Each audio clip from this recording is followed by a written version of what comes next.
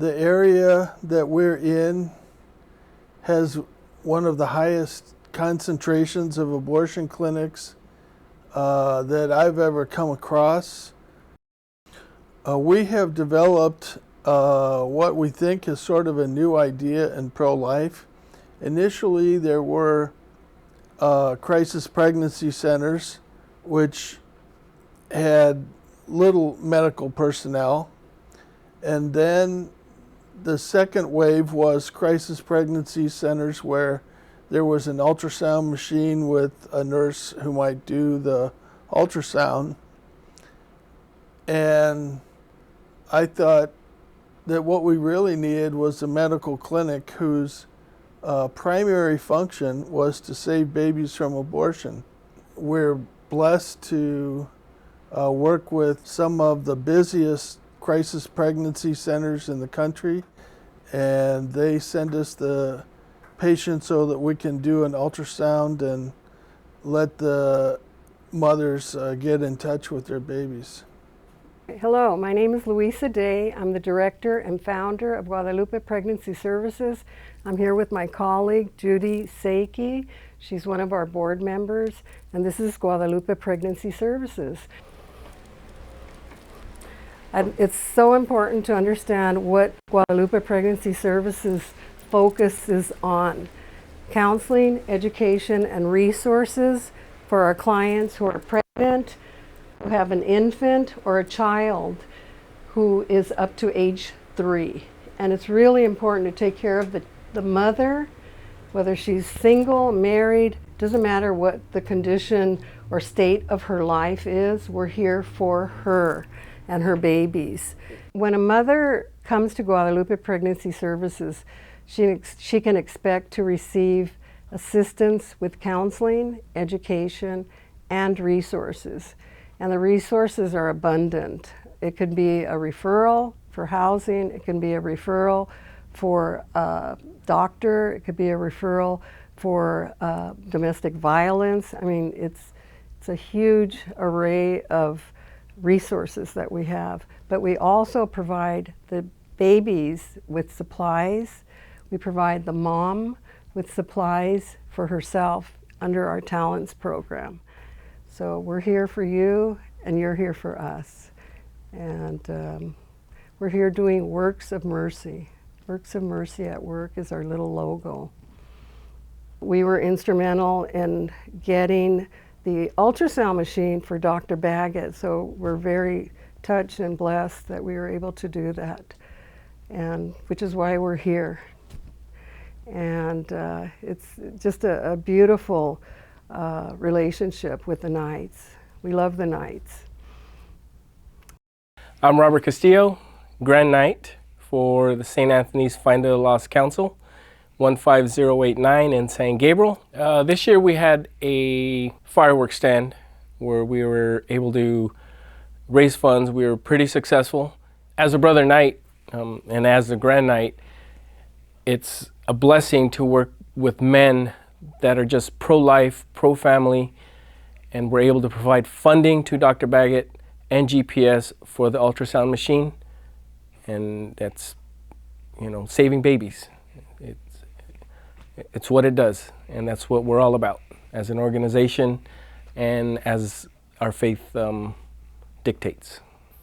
Actually, the generosity of the Knights of Columbus has provided me with several advanced ultrasound machines, and these are vitally important to saving babies and also their mothers.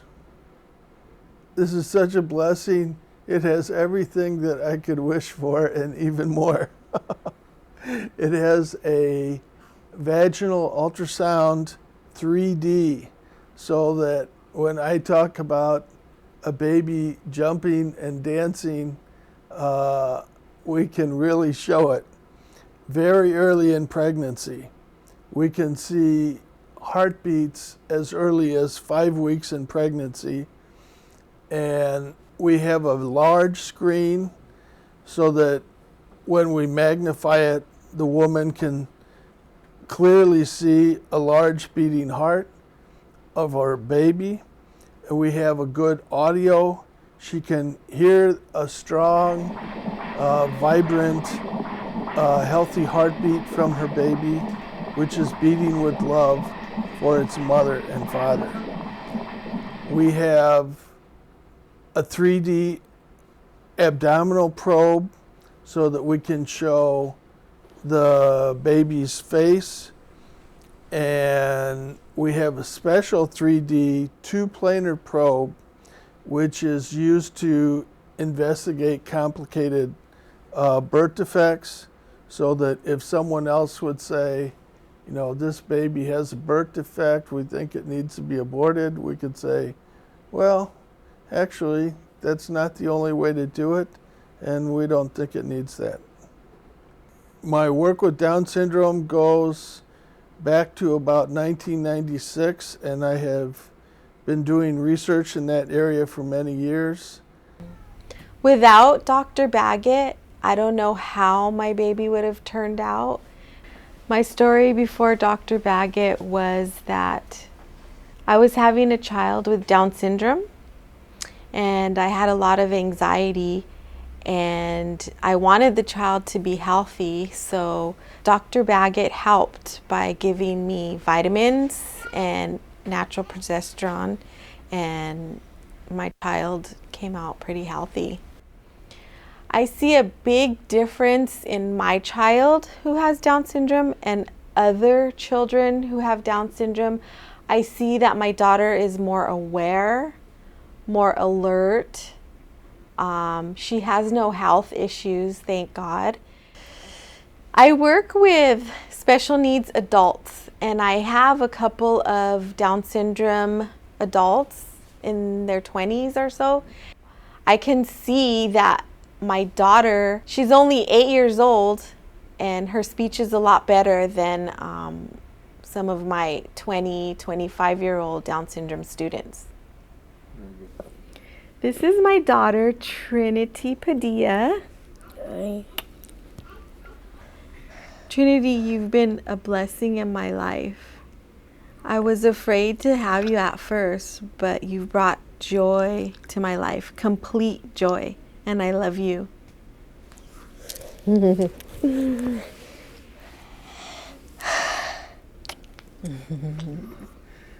Trinity attends a private school, St. Joseph's in La Puente, and she's in a regular classroom, regular setting, and she's doing very well. I know it's a blessing to have her there because other students get to experience having someone different in their school, like with Down syndrome. It's a blessing that she's had the opportunity to be in a regular school in a regular setting. We need to be able to do far more than just see a heartbeat. So there are cases where there's supposed to be a medical indication for the abortion. And so we try to look at those cases and see if there's some other way to manage the case, which there almost always is. So for that reason, we need to have an ultrasound which is as good as the ultrasound of some other doctor who may have said, this is why I think this baby needs to be aborted. So we need to be able to have an equal ultrasound so that we could say is, well, here's why we think this baby does not need to be aborted. It was in late 2013. I was in nursing school. It was not the right time, not with the right person. You know, my son, at the due date, I wouldn't be able to finish school. So timing was everything, and I was scared. The only thing I could think of at that point was to call Planned Parenthood and have an abortion.